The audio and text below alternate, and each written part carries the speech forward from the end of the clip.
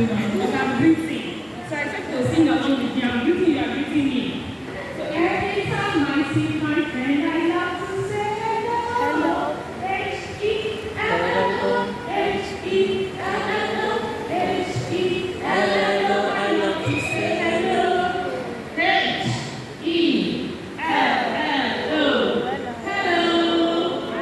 Okay, like I said, that's my way of greeting. So you stand with me, you greeted me, I greeted you. So good afternoon, everyone. It's good to be here. My name is Jennifer Robo, and since we are not going for a break, let me give us a little warm-up to get us warmed up. And I was listening to her, I said, now I know why my kids can say good morning, even if you don't tell them good morning. When they wake up in there, they say good morning, but now I know. So I'm going to tell the teachers, see, I'm telling you, please tell them in the morning, afternoon and evening. If they say good evening, good morning, good evening, I won't say it, I'll come and hold you. So let me give us a little warm-up. Riddles. You know how to solve it, right? Now, these are usually, I teach in schools. Okay, my name is Amy Orebo, and I also work in schools. I teach school children, primary school manners, etiquette, character building. We talk English education, we talk leadership, and all of that. So I am also in the classroom from grade 1, kindergarten, the class before grade 1 to grade 6, now to SS or grade. So some of the things I do for my classroom management, for my children are becoming noisy. We just warm up a bit. We use videos. So we are not noisy, I'm not saying that. I'm just saying we need to warm up a bit so that we can let out some energy and then get started. So I'll start, and I have a gift for the person who will answer my question correctly. Actually, I'm an author also. I have a couple of books and I'm waiting for both parents. Because I also coach and mentor parents. I have a couple of books I'm waiting for parents. So this is for Dr. Rebecca.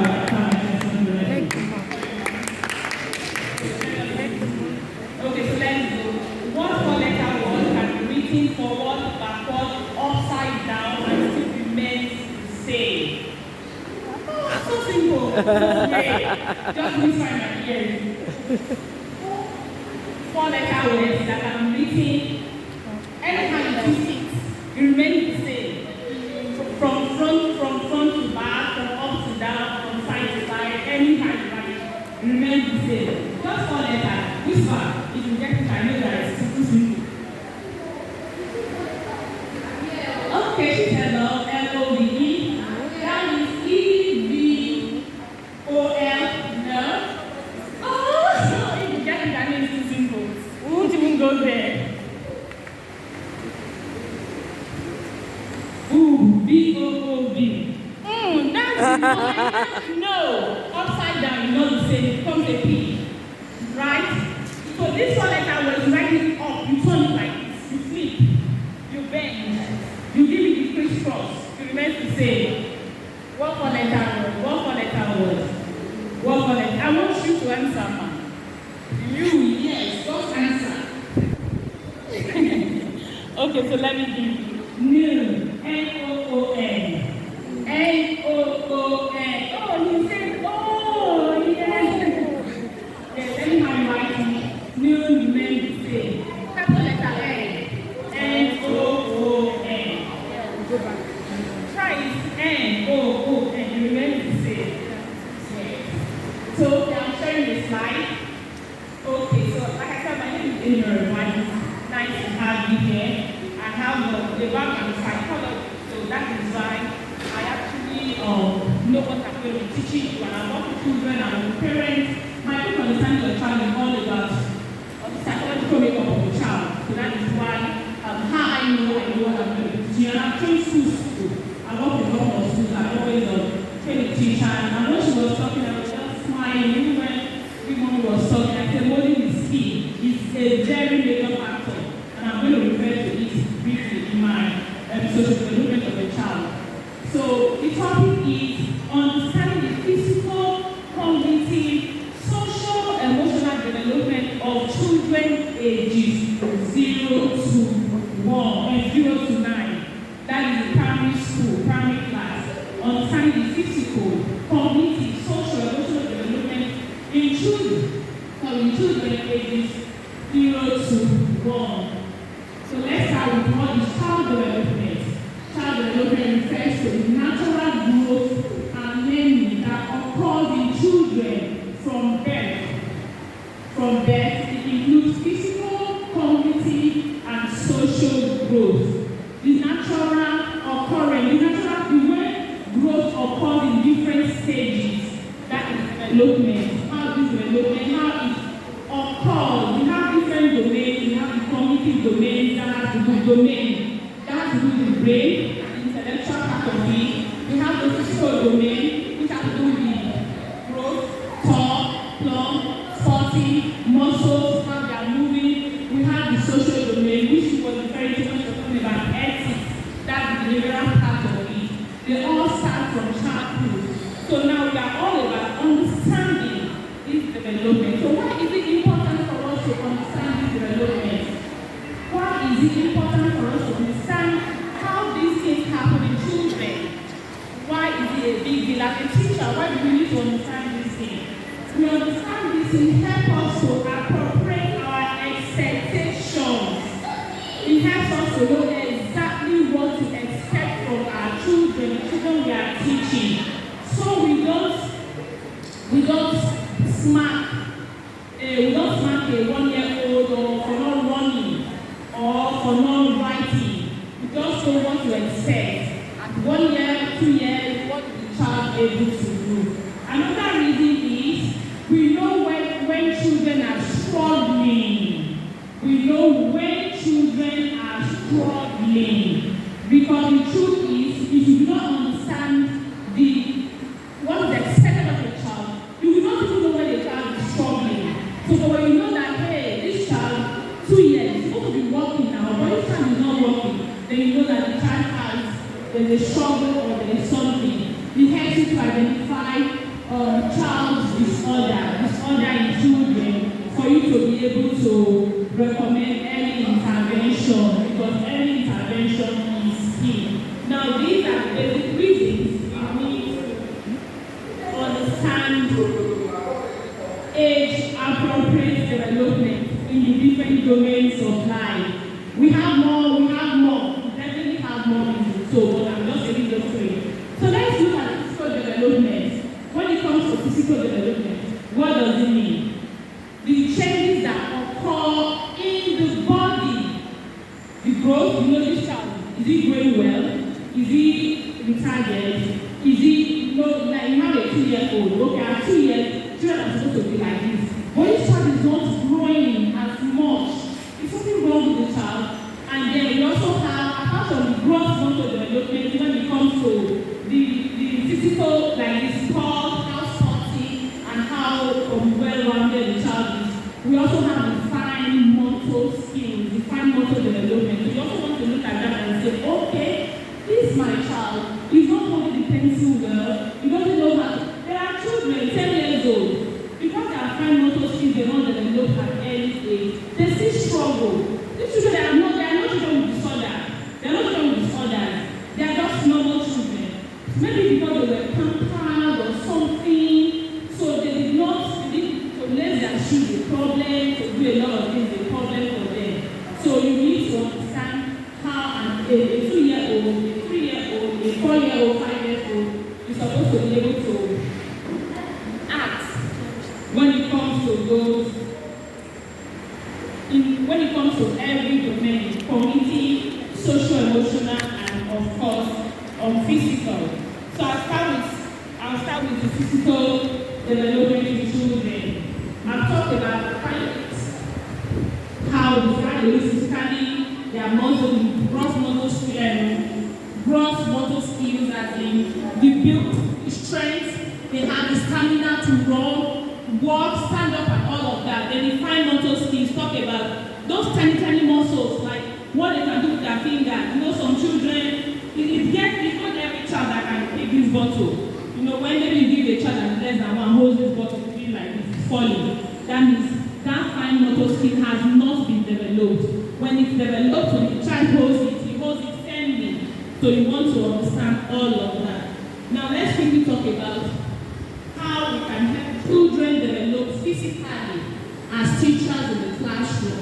We have a few things we do. Healthy food. When it comes to gross motor skill, I always say that it is not really much of the duty of the teacher. The teacher has little to do because it's the parents that provide opportunity for them to run, to exercise, to climb, to do all of that. The school will just kind of put them in the classroom and want them to learn, but the school has a role to play. Also, when we do our various sporting activities every now and then, assembly ground, why I recommend an assembly ground because some parents they take their children. When they get home, they are not able to see move, they still stay inside. So distraction is when they decide themselves, smarting and learning. And then when they get home, the teachers have loaded them with sitting homework. Let me even ask, when you give sitting homework, how do you mark? No, let's just be serious. When you give sitting homework, how do you mark? I don't get it. They give my children in their school when they were doing I think midterm break that entered Salah, so it was 6 days. They gave them sitting homework, and when I spoke up, the parents were like, I want my child to be engaged. I want my child to be engaged. It's okay. And I was saying to the parents, excuse me, you need to have activities to engage your child. Homework is not homework the child needs to do. You know that there are some other skills the child needs that even more important than this passing and acing the exams. Before I tell they pass and ace the exam, they need social skills to be able to try with that. Anyway, that's by the way. So I want to recommend to schools, let your children exercise a bit. In the assembly ground in the morning, maybe 5 minutes, stretch out, running on the spot, just exercise a bit. Because you don't know at home, the parents come to pick them in the car. They get to sit down homework. After homework, they eat. After eating, they sleep. Cats, thank you, my cartoon. Cartoon is just a routine. So when we exercise, when we get able to go there, they are strong muscles. So that's one way. Another way is healthy food. And this is not, teachers don't have a say in this, except we have, like in my children's school, they make it mandatory for parents to eat fruits on Tuesdays and Thursdays. So if you have that system, you are actually helping the child. Because research also has that too much sugar makes the child noisy, hyperactive, everything. So if you want your children to be kind of calm a bit in class, you need to tell the parents, please stop eating chocolate. Some parents do that children lollipop. Because I work from school to Kogi to Lekki. So I would say I work with low, middle, and high class schools. Some schools, some parents see that children lollipop as snack, chocolate as snack, sugar, they open their bag, biscuits, sausage roll, pancake, everything, all types of sugar is what they will eat. And at the end of the child wants to find them, and the teacher is yelling and all of that. So you want to recommend to your children, to minimize that sugar, use more of fruits. That way you are helping the child. You are helping the child, you are promoting the child physical development. And when it comes to food, it's also healthy food. It's also a very kind of parents. Except for some teachers, I read once in a while on social media, eat children's food. And I don't think it's this case.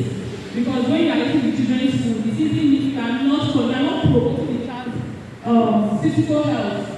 You eat the child's food, they put chicken. A parent was saying that the child's food, the chicken there, the child likes the chicken crisp, so she make it crisp.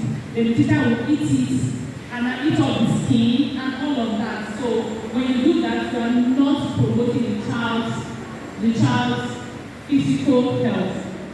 So another one is exercise I mentioned that one. Then we have the fine motor skills. Parents and teachers are the ones that promote this. And in your classroom, for your little ones, ages 1,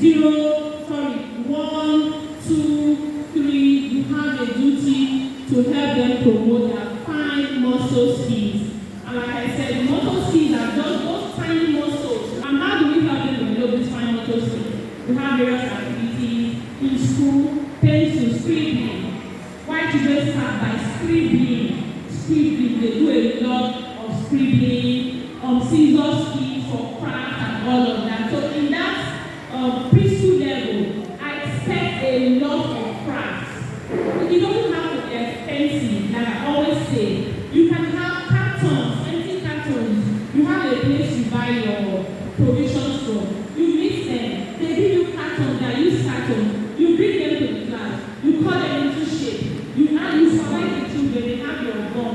They are seeking, doing anything. They make something. That is another way to promote their cognitive learning, their cognitive skills. They are doing something. You just let them do a lot of things. Let them just begin. They are not writing now. So what are they doing? Scribbling.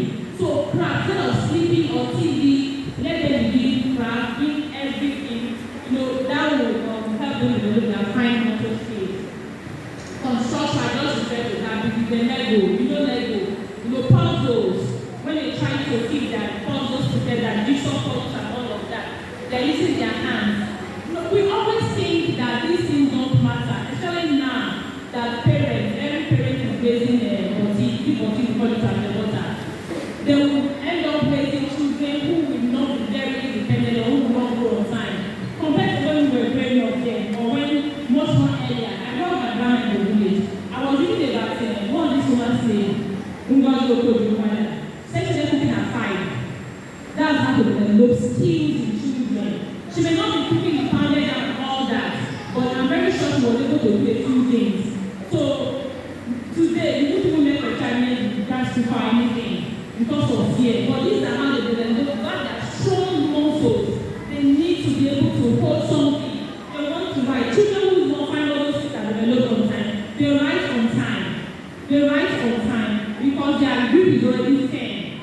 So one of the activities, at home again in school, I know some schools also are dressing up, tying of shoelace, darning of sandals, zip, buttons and all of that. They let the children do it by themselves. They have a time for it. These are ways to help them develop their fine motor skills.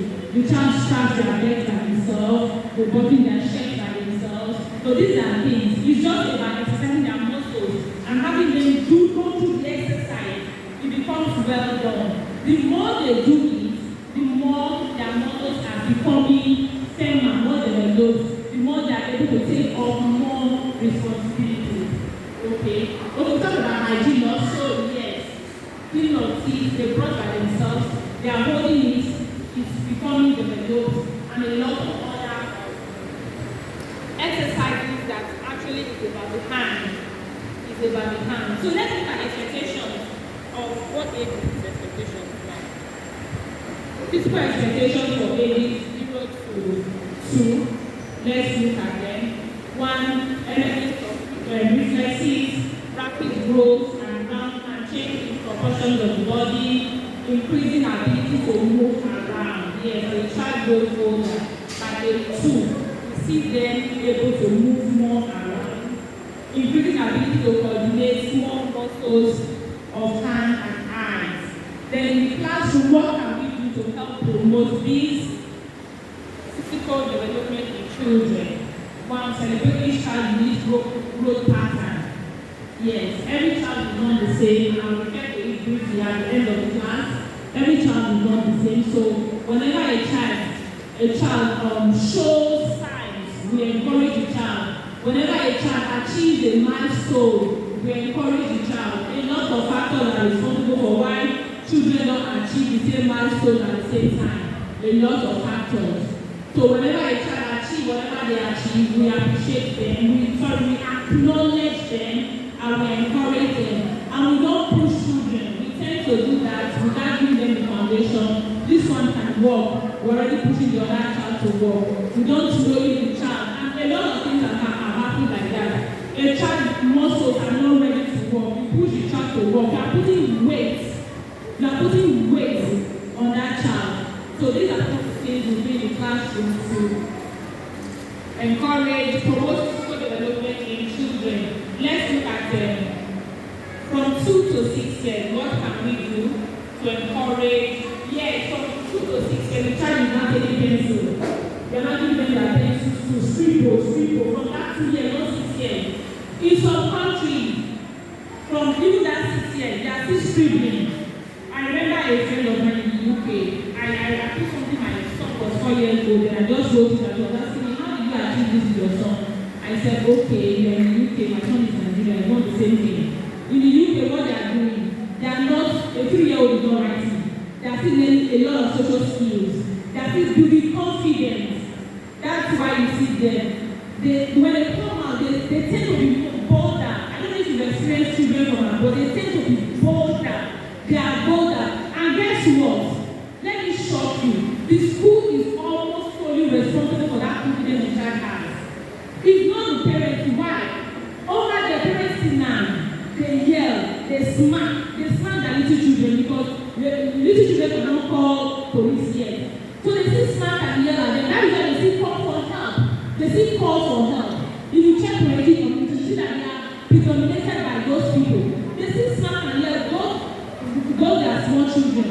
But when the child comes to school, the school doesn't have the right to lose it with the child.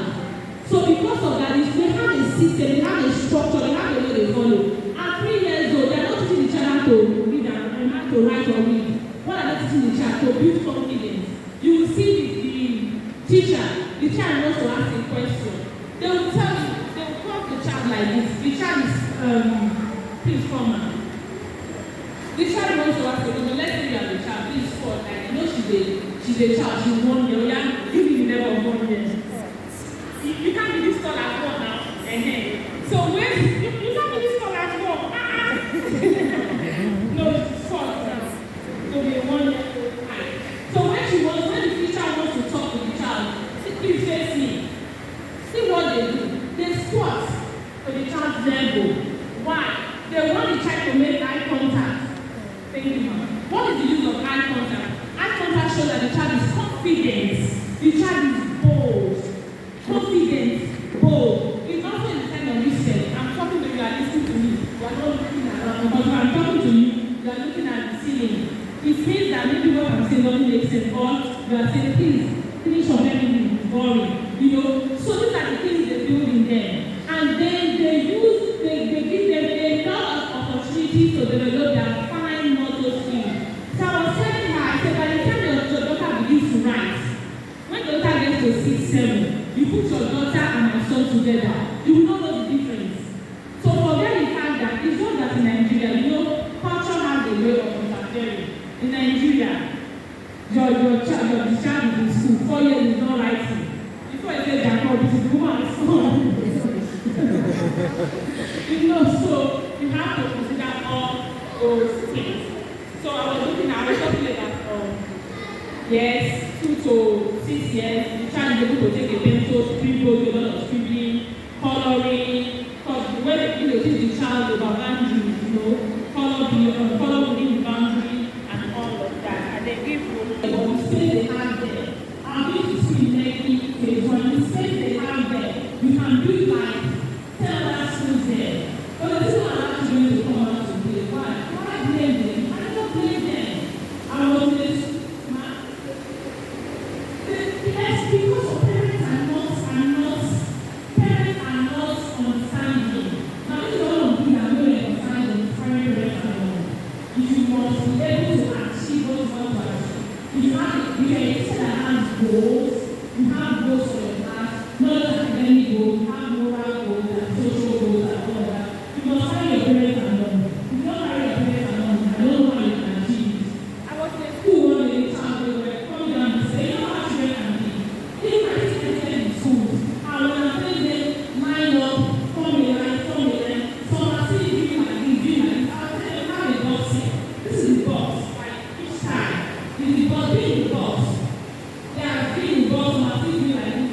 Some want to know, you know that part of the children, some want to know what we should remember. You see, what we should do. Some they are not just started to do, they don't know where the box is. They are just doing. At the end of the time for the school children, and it was a minor for nothing. The child was playing, and my child was playing all over the place. I got to the school before and they told me that Amaka's mom was angry. I said, angry, she was laughing. Because as soon as the child saw the mom, he was looking like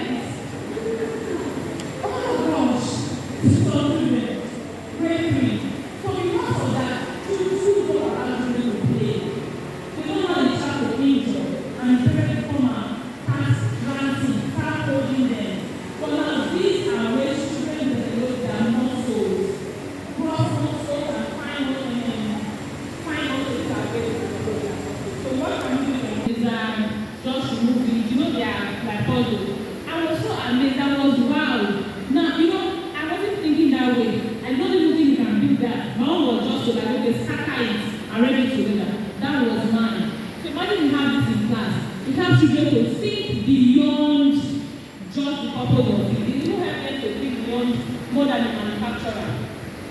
So, okay, I've looked at 2 to 6. Let me look at 7 to 6 to 10. Expectations, okay, in physical side, they didn't take them height and weight from curriculum and know exactly what they are teaching the children.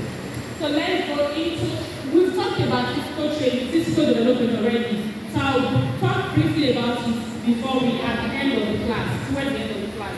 So let's get to cognitive development of children. Cognitive, how to do the brain, how they think, mental processes, everything about brain, how it develops, and how can we help them develop their brain, because whether we like it or not, that is what parents say they bring their children to school to do. Whether we are the ones teaching them manners, because most parents don't even have the manners to teach. So they bring the children to school, we teach them manners. So whether we teach them manners or not, parents always want to say they send their children to school for us to help them become more intelligent. That is the cognitive development, to develop them, to help develop their cognitive development. So how do we do this? There are 3 ways we can actually do this. One is to help them develop problem-solving skills. Problem-solving skills. Because an intelligent person is the one that is able to solve problems. That is the point. That is it. A person is intelligent and is able to solve problems. That is the truth. If you give them an exam question, this problem you want them to solve now. If they solve it well, they're intelligent. So an intelligent person is able to solve problems. If you have a situation in this place and everybody is finding the way around it, it's the person that is able to solve it that is intelligent. If you have 10, if you come to your quorum, you have 10 problems in a sequence, and one person is able to solve it, what happens? The person is a genius. So one, to help our children promote their cognitive skills, the first thing we need is to help them develop problem-solving skills. The second one is improve attention span, and the third one is improve memory skills. How do we help them develop problem-solving skills and do this? Now, this is why I'm very angry when I see quantitative reasoning questions, verbal reasoning questions, the teachers are teaching the children how to solve it. I don't like it. I don't understand why. It is reasoning to develop their reasoning, problem solving. They just bring it like that. The child is able to go, figure it out, think it through. That is why the child, that is your duty as a teacher. Then you will not teach them. Well, how will they be able to exercise their brain? How do you want them to grow their cognitive capacity when you are helping them solve? And one of the things that make teachers help children solve their cognitive reasoning is because they use year-ahead textbook. Many schools use year-ahead textbook. By the time you use a year-ahead textbook, you are already overburdening the child. Now, when the child cannot meet the expectation, you are not helping the child. There's something I always say to my parents. I just said I have a mentorship and parent coaching community for parents. I say a lot of parents, we mean well for our children, but our actions don't mean well. Having an intention is different from your action. Your intention will not fix anything. It's your action that will fix it. So a lot of us want to raise confident children, and the child is something to say, shut up. Excuse me, what's the intention? Raise a confident child. What's your action? Shut up. As against the confidence of the child. So we want to raise children, we want to have our children. They're able to stand out, they're able to reason well, they wow everybody, and then you now give them the year ahead. You think you are doing them, you're not doing them. When you start teaching them, before you teach the child, fine, yes, they can be stranded, they can genuinely not know it. Before you teach a child, you have to let the child try. You try. Now when I teach in my etiquette classes, I teach children to try examination. I tell them you try the first time, you try again, you wear your thinking cap and you problem solve. When your thinking cap, problem solve. Now, when you have problem solve, you still don't find it, you can ask for help because it's determination. You don't give it up. You don't want to give up, so you can ask for help. But before you have ask for help, you have to exhaust your capacity. So before you can give children, you can teach them. You know that they generally don't know it. Not that they are being lazy. You know, some people are mentally lazy. Not that if they are mentally lazy, you begin to prompt them, give them cues, draw their attention, like let them see, just give them cues to start thinking before they get it. I'm not solving it for them. If you are solving it for them, you are not helping them develop their cognitive domain. That is true. So I'm talking about problem solving. Another way with problem solving is to ask a lot of questions. Ask a lot of questions. There are different ways children learn. I wish I was taking a class on teaching learning style of children. I actually enjoyed that topic. There are different ways children learn. Do you know that children are learning through questions? They learn by, I'm not talking about kinesthetic learning, auditory learning, and all of that. Because those are like, they are not broken down. They are not broken down. If I broke it down, there are children that learn from asking questions. There are people that learn by association. I don't know if you know that. They ask you questions, you answer them. Then how they will remember is the way you answer them is what will help them remember. So there are children who learn like that. So one of the ways you will want to help your child develop their cognitive domain is by asking them questions all the time. In class, you are writing something on the board. You are asking them, who can spell etiquette for me? They spell it. It's not right. It's right. You pick up your conversation from there. That is why I'm asking, why do we need all these many subjects? Because the truth of the matter is, when you have only 45 minutes and you have 100 subjects to take a day, you will not be this patient. You will not be patient to actually, I just said intention and action are not the same. Our intention for packing 100 books are for the children to learn, but are they actually learning? We don't have that time, that patience to actually help the children develop the way they should develop so that they will function well. When you write it on the board, you ask the child, spell this, they spell. You can, if it's literacy, for example, you can begin to break it. Break it in such a way that the child is able to associate, a lot of things. So you ask questions, you carry them along all the time. A child asks you a question, you ask them back the question.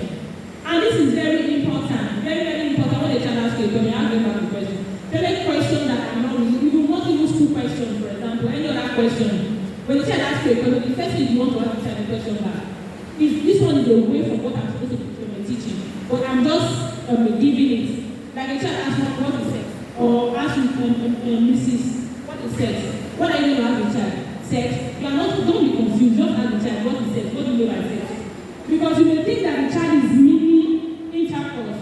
You don't know that the child is meaning, like, I don't know if you've seen this advert when you go and the girl said, Mom, what is period? Are you seeing that advert? And the man was like, period. Thank God the mom came to the rescue that period needs to stop. The man didn't know what the child meant. So when the child asks you a question, the first one is to ask the child, so that you know where the child is coming from. Before you go and confuse the child. You just go and confuse the child like that. Okay. So when they ask you a question, you want to ask them back. You want to know their level of understanding. You begin to discuss. But because we have, imagine being a child 16 homework. You get to you want to have all the homework. Now tell me, you are not the homework. Things in Nigeria, things are very expensive. Your body is biting you. You will not have that patience. You don't want to run through your curriculum and just go. That is what you want to do. So we really need to, that is why you need to encourage parents at home. Because if you want to reduce your number of subjects, the parents will come and tell you that in my friend's school, they do 100 subjects. And the children are fine. Why are you doing just 5 subjects or just 6 subjects? So you need to carry your parents along everything. I'll talk about that. So problem solving. Simply when there's any problem, you need to give the children the opportunity to do that activity. The length of time we say a person stays on an activity is the person's attention span. How do you increase the person's attention span?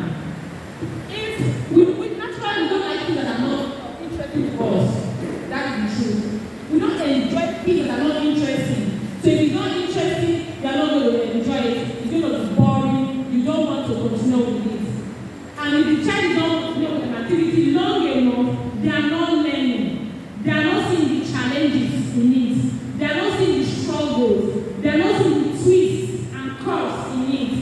So how do we increase the child's attention span? One of the major rules to do is to make every activity interesting for the child. Every activity interesting. And this again brings me to the issue of learning style. Everyone learns differently. In my case, right, I don't learn. If I don't write, I don't learn. You know? So I must write. You saw me because I got out my book and I must write. If I don't write, I don't learn. So there are ways children learn. And if you are able to tap into a child learning style, the thing is going to be interesting for the child. Your topic, you are going to be able to get a child's attention. And they say children will not say more than, depending on the age, 30 minutes, 45 minutes. But when you get, they still more than 45 minutes watching cartoon, right? They still have 2 hours watching cartoons. Why? Because they're able to get their attention span. So they're able to get their attention. So if you're able to get your child's attention, you are able to, you are going to be able to learn. The child is going to learn the tricks, learn the curves, learn everything, and they are going to be able to boost their cognitive domain. Then we have improved memory skills. Improved memory skills. How do we help children improve their memories? Again, it's also very dependent on how a child learns. We have children that learn. We have people who are experimental learners. We know that, right? They are experimental learners. Just like no child learns one way, we learn different ways. There are people who are experimental learners. They want to put their hand on it before they can learn. I'm not an experimental learner, so even if I put my hand on it 100 times, I will not know it. That is why I am learning to make donuts. My mother keeps asking, Mommy, why do you always do this? I want to make donuts, and I've made donuts more than 5 times. People like that. How am I able to learn? If I have it written out there, I follow the step, I do it. I put it on my wall, I paste it, I follow the step, I do it. I will learn it. But you see that one I go, watch, and come and learn. Now, I just the ingredients is slow. I don't do a few basic things, I just don't know the process. So there are children that are experimental learners. They want to put their hands. So for example, you are teaching, some children are writing. It's not because they are being disobedient or they are being annoying or rude or something. Maybe that's how, as they're writing it down, like I write notes, I almost never read my notes. I almost never read my notes, but that's how I learn. If I have an idea, because the idea is one of the most awkward moments. Maybe I'm in the kitchen or I'm trying to have an idea. Just take a phone and record it, I won't forget it. But the day I don't record it, in the next I'll be wondering, what was that thing? I don't know, it was a very beautiful thing. It was very beautiful. I will think I will not remember. Once I write it, I almost never read my notes, but once I write it down, I remember. But if I don't write it down, really people will be at work. I will not remember. So you need to know how your children learn. When you know how they learn, you'll be able to infuse them. Now this is why in the classroom I teach you how sitting down. What do you mean you sitting down? Why are you sitting down? We have children that learn different ways. You are sitting. You are just like your teaching can only appeal to an auditory learner because they are sitting and talking, they are catching it. There are people that learn through movement. They are associating what you are saying with the way you are moving. You know? You have flashcards. I wish I had. You have flashcards. You show them. That's how they are learning. And you are learning. They are getting what you are doing. So if you just sit down, you are talking. Well, I remember when my kids were much younger. They were going to teach them. They are trained on learning storytelling. You know that. You just tell story. I remember in my university, I had a friend. When you ask her to write the exam, it's the story the lecturer will share that she will write. Even if the story is unrelated, that's what she will write. Because that's what she does. Even as an adult, it's simply she has not developed fully to be able to accommodate all of them. I remember my kids were much younger, they were learning about, I think 5 over or something. You know when you have 2 digits, plus 2 digits, then you have to carry over. What they will say is, so Mr. Rice now went to the market, was waiting there, so Mr. Beast came down and joined, Mr. Rice actually came and joined. I don't know if you get it. That was what they remembered. And it was easy for them, my son especially, because he learns through storytelling. So you need to understand how children learn. You can't sit down and just be Teaching is going to involve you. So you need to stand up, you know, for the aesthetic learner who learns through movement. You are moving. For the one who learns through auditory, you are talking. The one who learns through storytelling, you are using storytelling to break it down. The one who learns through by sight, visual, in seeing it. The one who learns through experimentation, is coming out. Two of you don't come and solve it. The child is coming out to do it. Now again, I do not blame teachers because we have a million of subjects to take a day. So why would we have time to patiently go through this?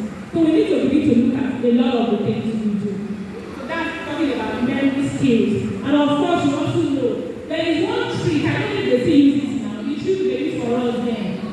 When we wanted to learn to say exercise book, they said every time say the right customer and selling letter. What is it called? Exercise book. There's a name it's called. It's called. What is it called? To memorize. Sorry? Fantastic. Yes, we want to brand, so I don't want to say. So we need to specify till today. I can't specify without saying every time the right customer is selling letter. That is it. I remember when I learned about is it long division? Long division will say brother, sister, something long division. God mass and then long division. Then characteristics of living things, Mr. Nigeria. So these are simple ways children learn by association. So when you use these things here and there, it helps them to remember what you want them to remember. And then children who learn by association again use a lot of objects to use a lot of objects like that to make them remember. Let's go for expectations 0 to 2 years. It's very important, it's super important that parents are on the same page. Parents are on the same page. There is something I thought of the other day. I said I was wondering, I said, what is it that during that the queen of that Rebecca, remember Rebecca killing the divorce? I was like, how can a group of people be so I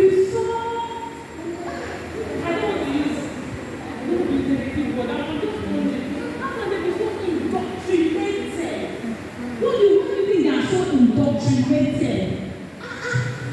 To the extent that human life means nothing to them. They can pick someone for what they believe in.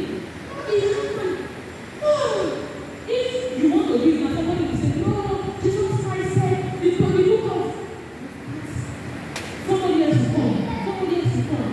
But even when somebody is going, you want to collect the money, somebody will come and soften your mind and a lot of things. How are these people so indoctrinated that they don't look back?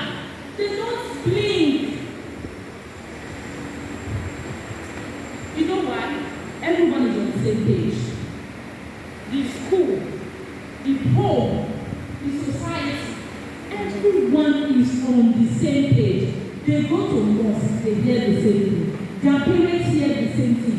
They come to school, they hear the same thing. Because all their classmates are being taught the same thing. Everything is airtight. I don't know if you get my picture. It's airtight. There is no way for a contrary opinion to penetrate. School, home, friends, mosque, everyone is preaching the same thing. What do you think?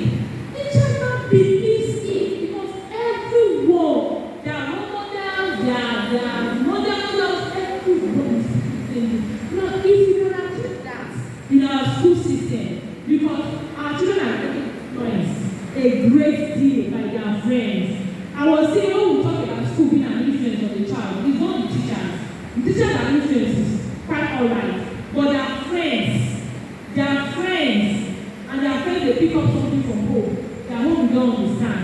So if you learn to carry the parents along, imagine the child in the street saying something, and the parents are saying the same thing. The parents, we all are children from different parents. The parents are saying the same thing in the school. Where do you think you get the other influence, the outside influence from? If you almost don't be there, because everyone is saying the same thing. And if the children are in the same community and they are all neighbors, then it becomes airtight. So carrying the parents along is very, very important. So that's a bit of equation. So let's look at community development for 06 to 10. Conversations, class inclusion, yes, and other forms of adult like logic, expected, they are able to hold conversation, limited ability to reason. Yes, they still cannot reason. Yes, they still cannot reason. They cannot reason like adults. So we are wondering, don't you think, don't you have sense, your brain empty, I'm ready to pack of a fiber, I be part of a fiber, that what is stuck in your brain. The brain is not stuck, cannot reason. It's just 6 to 10. His reasoning faculty is not fully developed. So we need to understand these things. Like I said, we understand these things, we know what to expect from them. A classroom, what we can use, what we can use to promote their community development growth. Use concrete, manipulative, and experiences to illustrate concepts and ideas. Absolutely, this is very important that when we are teaching, we need, like some children, the way they learn by their experimental. They learn like, we know about different temperaments, right? The average strong-willed child learns by experimentation. They want to see. Now, this is why psychologists will tell you that one of the ways to discipline them is natural consequence. If you tell a child, don't jump, and the child is strong-willed, the child is jumping, leave the child. When he jumps and breaks his leg, you are not the one that will tell him not to jump. That is how they learn. Even this learning style also reflect in their classroom, how they learn in the classroom. So that if you are teaching, that is why, you know, when they have opinion, strong people like your own Christians, right? Apostle Paul in the Bible. When he did not believe. When he believed, he rightly believed. Why? Because maybe that was why God actually made it happen like that. He experienced it for himself. That experience. So nothing. Somebody else could experience it and they will see it here and there. But once he experienced it, nothing you can say or do to change his mind.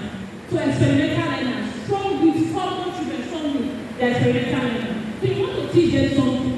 You want to use real life, something they see every day, they know. Somebody explaining, it will make no sense to them.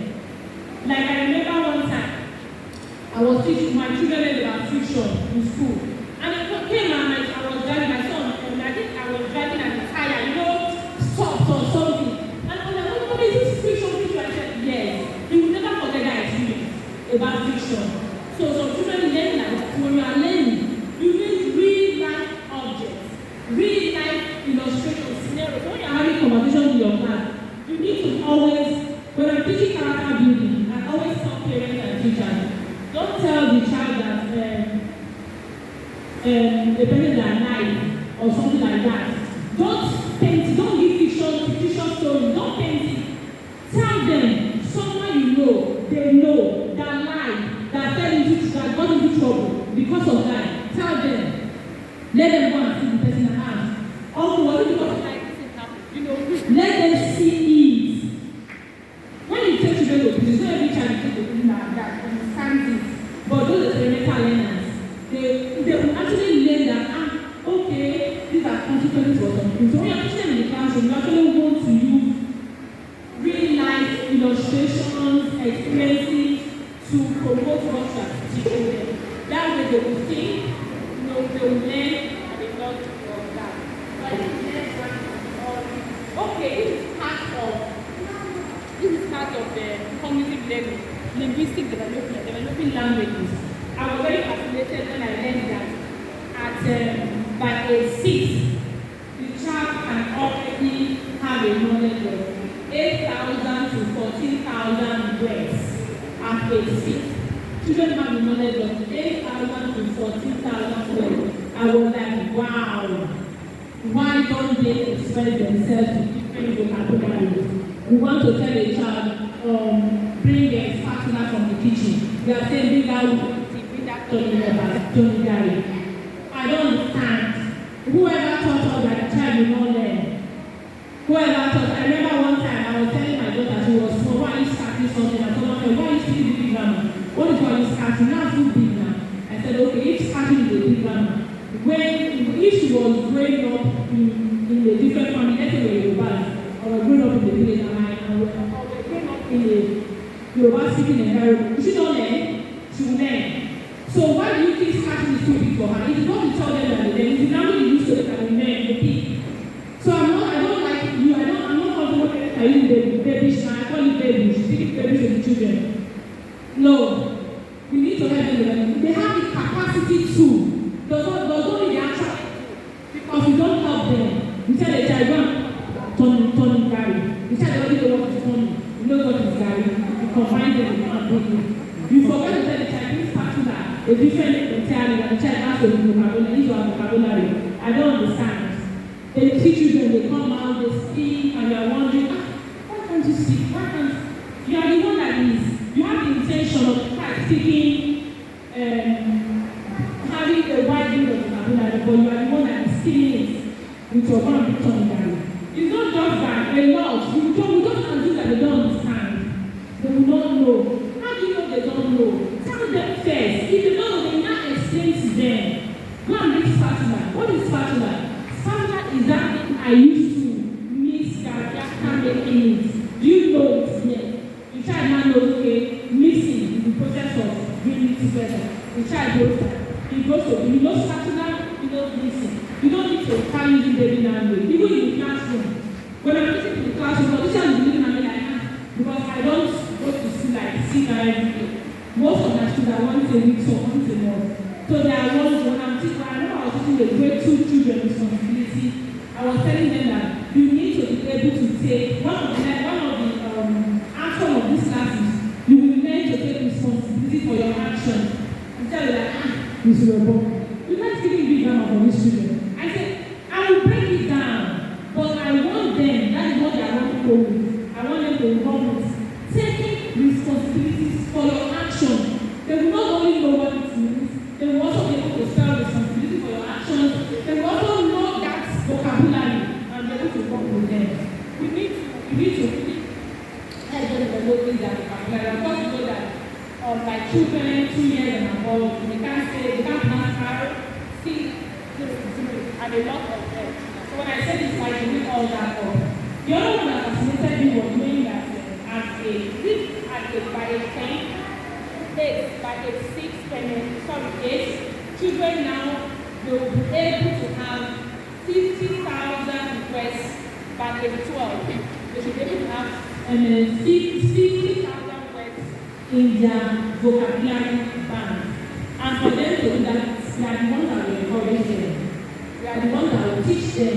We are the ones by speaking. You will explain to them, you will break the words you want broken.